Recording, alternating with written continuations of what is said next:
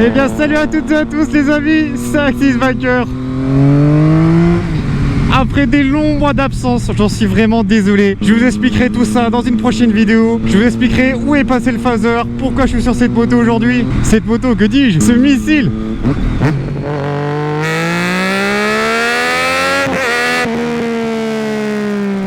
Aujourd'hui les gars, je vous la présente enfin. Enfin c'est la troisième fois que je tourne la vidéo, mais bon, c'est pas grave. La première fois, le son de la GoPro qui marche pas. La deuxième fois, le son du micro à l'arrière, celui-ci qui n'a pas enregistré. J'espère que cette fois-ci c'est la bonne. On a du beau temps, ça fait 4 mois qu'il pleut à Dijon, tout va bien, on en profite.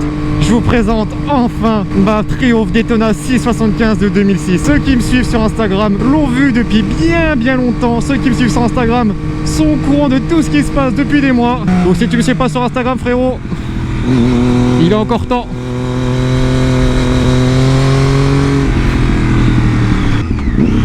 Écoutez-moi ce son du 3 cylindres.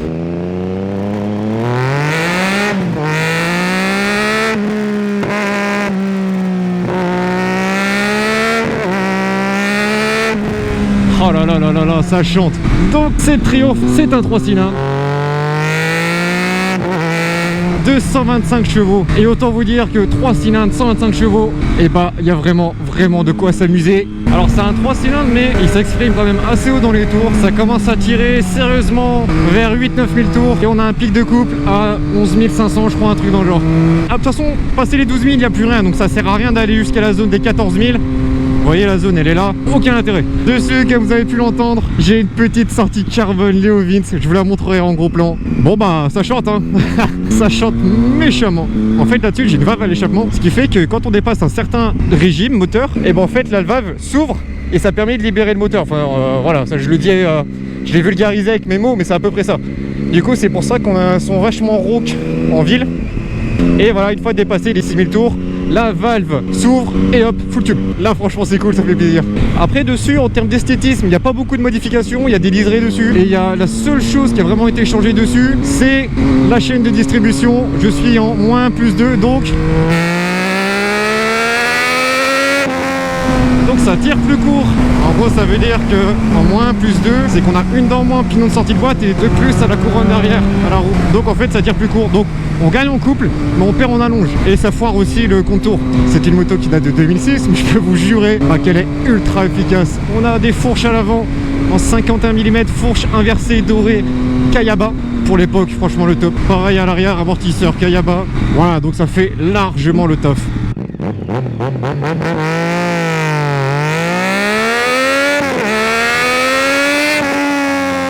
Voilà, donc un 0 à 100, on va dire en 3 secondes 5, ce qui reste plutôt correct pour une moto de 125 chevaux et de moins de 175 kg.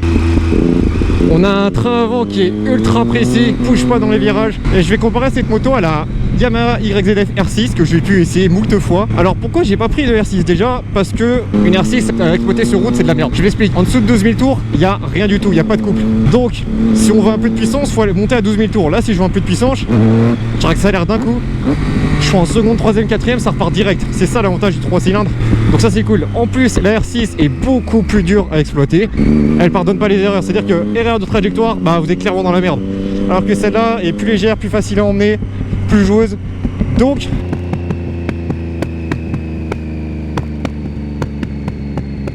beaucoup plus sympa sur route par rapport à une R6. Celle-là je l'ai acheté pour 7 000 € à 28 000 km. 28 000 km entre guillemets, parce qu'en fait vu que j'ai une dent en moins au pignon de sortie de boîte, la vitesse est faussée et du coup le kilométrage aussi lui est faussé. Donc j'ai fait le calcul, quand je fais 100 km en réel je fais 90 km. Quand je suis à 130 vitesse compteur je suis à 110. Voilà, c'est dommage mais bon c'est pas très grave. Une fois qu'on connaît la conversion,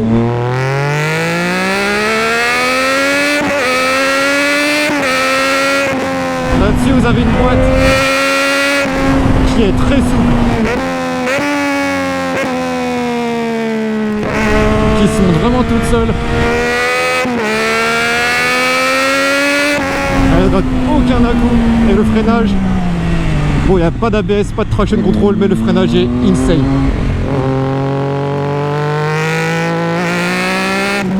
Regardez, c'est une route bosselée avec le Michelin Power 5. Aucune perte d'adhérence. C'est insane. je suis même pas à fond, j'ose pas. À l'avant, c'est du freinage radial Nissin. Ce qui est bien avec ce frein là, c'est qu'on a un bon feeling, mais par contre, ce qui est chiant, c'est que si on veut du mordant, faut vraiment choper la poignée à mort. Et alors on accélère, on se colle au fond de l'assiette.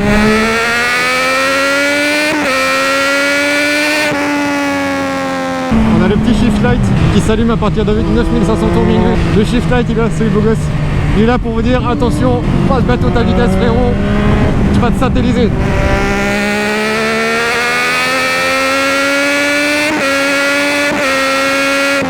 Comme tu peux voir, le 50 à 90 se fait plutôt facilement. C'est une moto.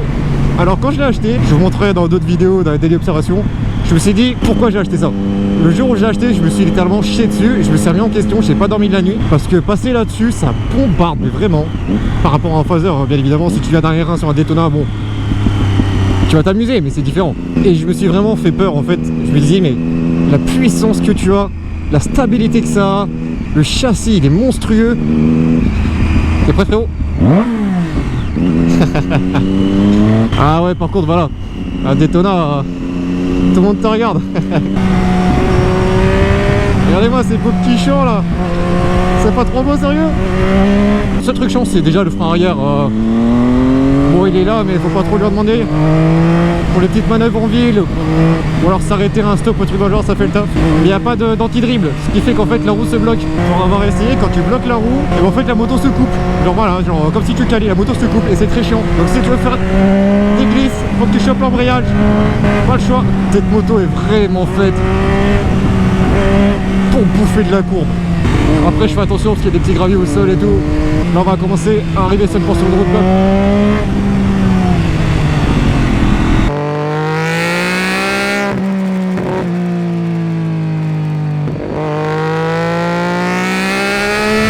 Comment tu veux ralentir quand t'as des virages comme ça avec une Daytona frérot?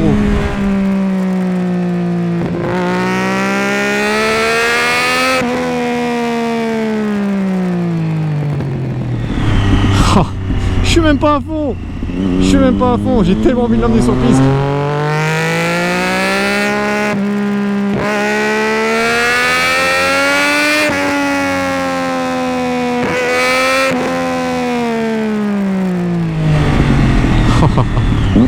Et le freinage, c'est des Duritavia, c'est ultra endurant. Vous pouvez freiner en descente pendant des kilomètres, la moto ne bougera pas, elle sera toujours aussi performante. Et ça, c'est un putain de kiff.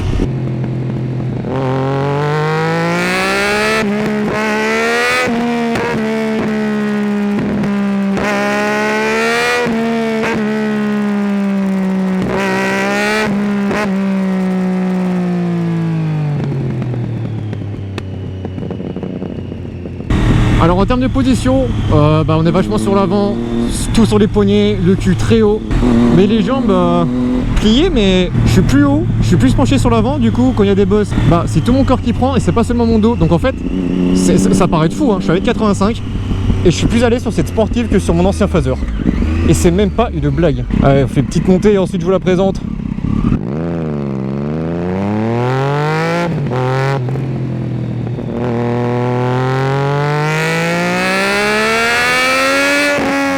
Ah oui, il y a un amortisseur de direction aussi, d'origine. Là je suis en réglage d'usine, ça fait largement le taf. C'est juste insane.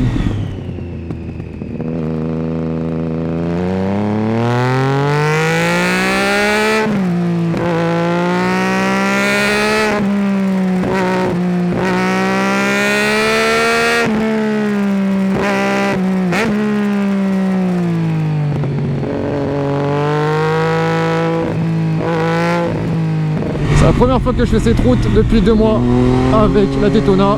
Est-ce que ça pose? Bien sûr que ça pose. Avec les Michelin Power 5, je suis collé à la route littéralement.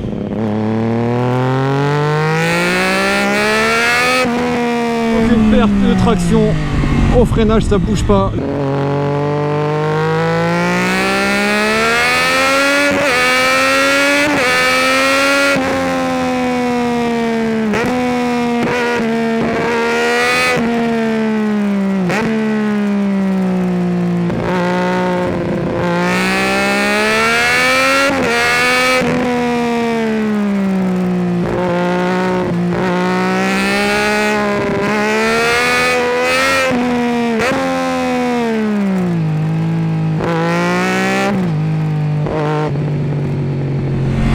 régal.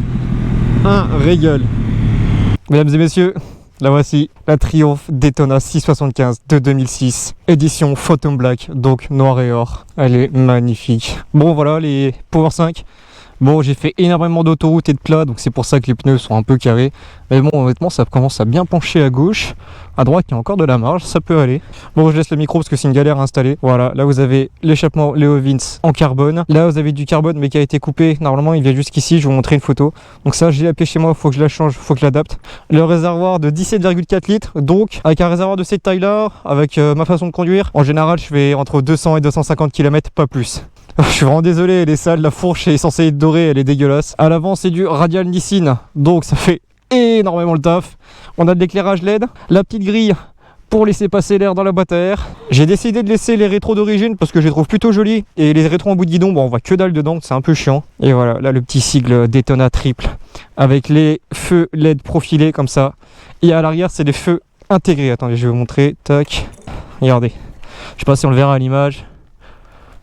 Et derrière, bon, c'est illégal, hein. Mais c'est tellement beau. Donc pour une moto de 2006, étonnamment, elle est très très bien équipée. Vous avez indicateur de rapport engagé. Là, je suis en première pour pas qu'elle avance. La température, l'heure, trip, kilométrage total. Ça, c'est le trip depuis que je l'ai acheté. Je suis à 6300 km depuis le 26 juin, je sais plus, donc 2 mois. Donc là, on a le témoin d'essence, les clignotants, les pleins phares et le neutre.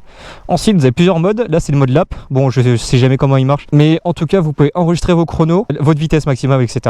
Par contre, ce qui est bizarre, c'est que pour déclencher les chronos, c'est pas un appel de phare, c'est le démarreur. Et c'est même pas une blague, je vous jure, c'est ça. C'est avec le démarreur qu'on déclenche le chrono. Là, c'est la vitesse moyenne sur piste. Ça, c'est la vitesse maximale prise sur piste. Ça, c'est la conso moyenne. Ça, c'est la conso instantanée. Et l'heure. Voilà. Donc, elle est très très bien équipée, cette petite moto de 2006. Bon, allez, je vais vous laisser avec quelques plans maintenant de la moto. Elle est sale, mais tant pis, je vous la présente quand même.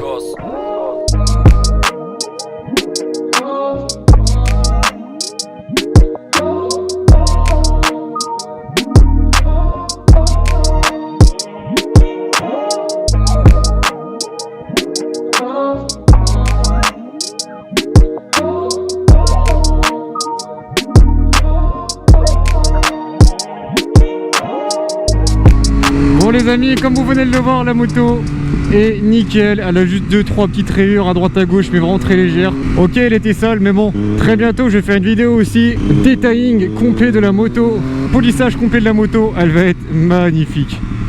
Après, il y a 2-3 trucs dont je vous ai pas parlé, notamment de l'assurance. Bon, moi je suis en touriste à la mutuelle des motards avec un malus de 1,12.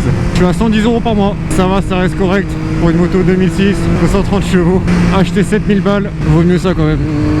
Oui, j'ai oublié de vous montrer le coffre. Bah, il y en a pas.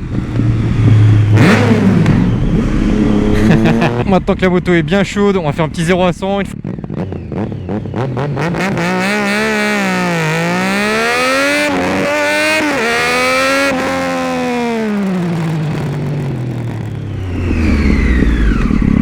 Vous voyez, faut la tenir, parce que même en me penchant un mort, eh ben elle lève. Qu'est-ce que je l'aime. On s'en refait un pour le kiff. Allez.